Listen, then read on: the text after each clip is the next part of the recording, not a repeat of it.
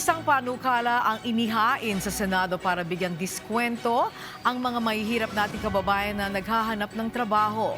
Layo nito na pababain ang kanilang gasto sa pagkuha ng mga government clearances at mga kinakailangang certificate. Kung ano ang panukalang yan, alamin sa sentro ng balita ni Bernard Ferrer live. Angelique, nais ni Senate President Sherwin Gatchalian na mabigyan ng deskwento ang mga mahihirap na job seekers sa pagkuha ng pre-employment requirements. Layunin nitong mabigyan ng kagaanan ang mga kababayan nating kapuspalad habang naghahanap ng trabaho. Layunin ng Senate Bill No. 638 o Kabalikat sa Hanapbuhay Act na mapalawak ang pagkakataon sa trabaho ng mga kapuspalad na Pilipino sa pamamagitan ng pagpapagaan sa gastusin sa pag-apply.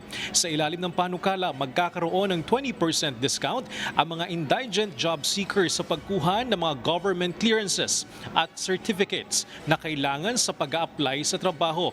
Kasama rin sa pagkuha ang fee waiver sa pagkuha ng transcript of records, transfer credentials, authenticated copy ng diploma at certificate of good moral character mula sa mga state universities and colleges at local universities and colleges para sa mga kwalipikadong indigent job seekers. Ayon kay Senate President Sherwin Gatchalian, hindi dapat mahadlangan ang mga mahihirap na job seekers na makakuha ng trabaho dahil lamang hindi nila kayang tustusan ng gastusin sa pagkuha ng pre-employment documents mula sa iba't ibang ahensya ng pamahalaan. Samantala, isinusulong ni Senador Joel Villanueva ang panukalang magtatag ng isang sistema ng career progression at skills crediting sa ilalim ng Senate Bill No. 2313 o Career Progression and Specialization Program at Credential Accumulation and Transfer System. Magkakaroon ng mas maayos na career advancement, specialization at professional qualification ang mga manggagawa.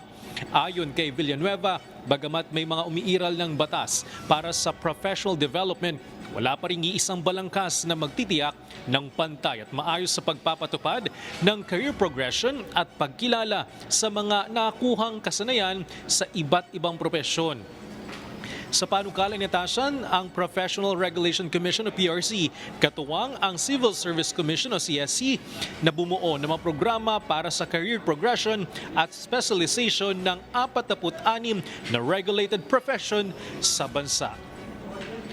Angelique, naisugunan ng dalawang panukala ang hamon sa local market sa pamamagitan ng pagbibigay na pantay at oportunidad na rin para sa mga manggagawa, lalo na rin para sa mga first-time job seekers. Angelique? Okay, maraming salamat, Bernard Ferrer.